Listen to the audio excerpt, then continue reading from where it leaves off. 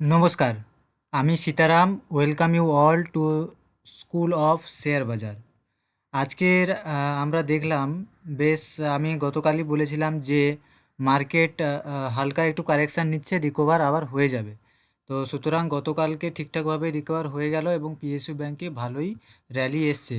এবং যে PSU bank নিয়ে সবাই টেনশন করছিল, সেই সব ব্যাঙ্কে ভালোই র্যালি এসছে। সুতরাং লং টার্মের জন্য কোনো এক্সট্রা কোনো বেকার প্রত্যেকদিন মার্কেট আপনার দেখে হেডেক নেওয়ার দরকার নেই।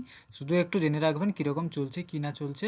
অতিরিক্ত ভিতরে আপনি যদি লং টার্ম ইনভেস্টার হন, তাহলে মার্কেটের অতিরিক্ত ডিপে চলে যাবেন না, তাহলে আপনার প্রত্যেক দিন টেনশন বেড়েই চলে যাবে।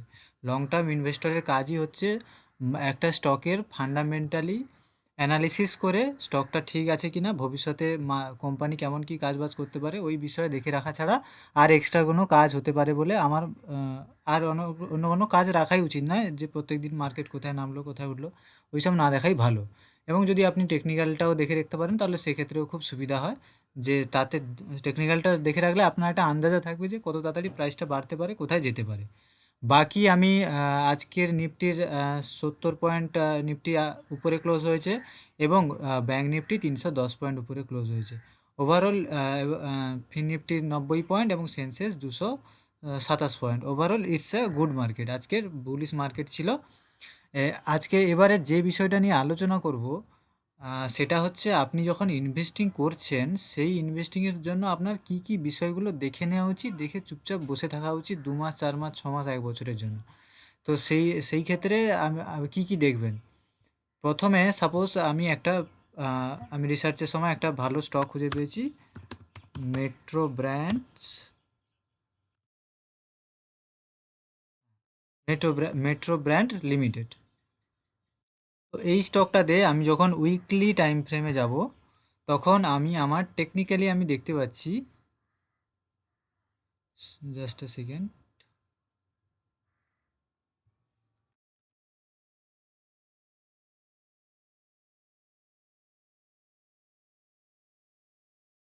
জাস্ট এটাকে এটাকে আমি ইনভেস্টিংয়ের সময় আমি 50 EMA ইউজ করি, সুতরাং এটা 50 EMA-তে আসবে। হ্যাঁ। তো উইকলি টাইম ফ্রেমে আমি দেখতে পেলাম কি না, এই একটা সুন্দর একটা সাপোর্ট জোন রয়েছে। এই সাপোর্ট জোনের কাছাকাছি একটা প্রথমে একটা বুলিশ ক্যান্ডেল বানিয়েছিল, কিন্তু তাও আর একটু নিচে নেমে এসছে। তারপরে আবার পুনরায় একটা বুলিশ ক্যান্ডেল সুন্দর, এটাকে হ্যামার বলে, হ্যামার বানিয়েছে সাপোর্টের কাছে এবং প্লাস কি 50 EM-এর সাপোর্ট আছে। এবার আমার টার্গেট স্টকটা এই পর্যন্ত যাওয়ার। এই পর্যন্ত স্টকটা যাবে আগামী 1 থেকে 1.5 মাস লাগবে, আশা করি স্টকটা এই জায়গায় চলে যাবে, সেটা আমার আইডিয়া। এবারে তো এই ভেবে ভেবে নিলাম এটা আমার আইডিয়া, কিন্তু এবার তো দেখতে হবে যে স্টকটার মধ্যে কোনো গলদ আছে কি না। তো সুতরাং এর প্রাইস অ্যাকশন, আমি অনেক পুরনো আছি মার্কেটে, কিন্তু প্রাইস অ্যাকশন দেখে আমি বুঝে নিচ্ছি যে কোথাও ভুলভাল প্রাইস অ্যাকশন নেই। মানে হঠাৎ করে পাম্প হয়ে যাচ্ছে না, হঠাৎ করে নিচে নেমে আসছে ডাম্প হয়ে যাচ্ছে না, মানে কোনো আনইউজুয়াল অ্যাক্টিভিটি আমি দেখতে পাচ্ছি না। সুতরাং কিন্তু আপনি যখন নতুন, আপনি কি কি দেখে নেবেন স্টকটার? আপনি তো এখানে দেখে নিলেন, ভালো কথা। এখানে না জানলেও আপনি একটা স্টক বের করেছেন, আপনার মনে হচ্ছে স্টকটা ভালো, লোকে কথা বলছে এই স্টকটার ব্যাপারে। তো এই স্টকটা আপনি কিভাবে খুঁজবেন? এবারে বুঝবেন কি করে স্টকটা ঠিক আছে? মেট্রো মেট্রো ব্র্যান্ড লিমিটেড, তাই তো? প্রথমে আপনি এই যে স্ক্রিনার.ইন বলে একটা ওয়েবসাইট আছে, টিকার টেপও আছে, স্ক্রিনার.ইন, এই দুটো যে কোনো একটা আপনি ইউজ করতে পারেন। স্ক্রিনার.ইনে আমি কোম্পানিতে গিয়ে সার্চ করব metro brand limited. Metro brand লিমিটেডের ডিটেলস এখানে চলে এসছে। প্রথমেই আপনি কিসে চোখ রাখবেন? প্রথমে আপনি চোখ রাখবেন about this company. About this company, এই কোম্পানিটা কী করে না, এই company, this company is one of the largest Indian footwear and accessories speciality retailers and R among all the aspirational Indian brands in the footwear category. It is one stop for the branded product for entire family including men, women, unisex. তো metro brand বলে আপনারা shopping মলে কিছু store দেখতে পেয়ে যাবেন। সুতরাং আপনি চোখের সামনে ওগুলো দেখতে পাচ্ছেন, মানে নেই যে এমন নয়, ভুয়ো তো তেমন নয়। এবারে এর মার্কেট ক্যাপ কত? 30,044 কোটি। তো এটা একটা স্মল ক্যাপ কোম্পানি বোঝাই যাচ্ছে। এবারে এর কারেন্ট প্রাইস 1,105। আচ্ছা, তো স্টকের পিই কত? 92। আচ্ছা, তো এবারে এখানে উপরটা বোঝা গেল, কিন্তু ডিপ এইখানে আপনাকে একটু ভালো করে দেখে নিতে হবে। মেট্রো ব্র্যান্ড, এই দেখুন, current market price 1105, P value 92, কিন্তু ইন্ডাস্ট্রি পি 62, মানে খুব একটা বেশি নয়। কারণ হচ্ছে এর নিচে যেসব ব্র্যান্ড আছে, ওটা রিল্যাক্সো, ক্যাম্পাস, ক্যাম্পাস একটা ভালো ব্র্যান্ড।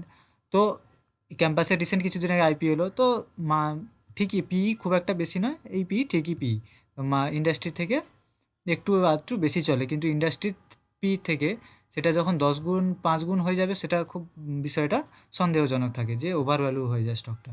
বাকি মার্কেট ক্যাপিটাল আমি দেখিয়ে দিলাম।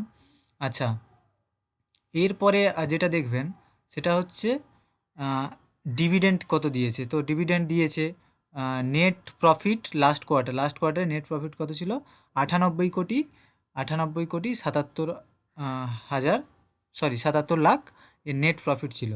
আচ্ছা, profit year on year quarterly profit growth কত? -12%। প্রফিটের গ্রোথটা একটু কম আছে, কিন্তু সেলস হয়েছে 635 কোটি, সেলস গ্রোথ রয়েছে। প্রফিটের গ্রোথটা হয়তো, প্রফিটটা একটু কম আছে, কিন্তু কোম্পানি কিন্তু লসে নেই। -12% থেকে ঘাবড়ে যাবেন না, কোম্পানি কিন্তু লসে নেই। প্রফিটটা একটু কমে গেছে, কিন্তু সেলস বেড়েছে। ঠিক আছে। আচ্ছা, তো তারপরে আফটার ট্যাক্স এটার প্রফিট দাঁড়িয়েছে 3225।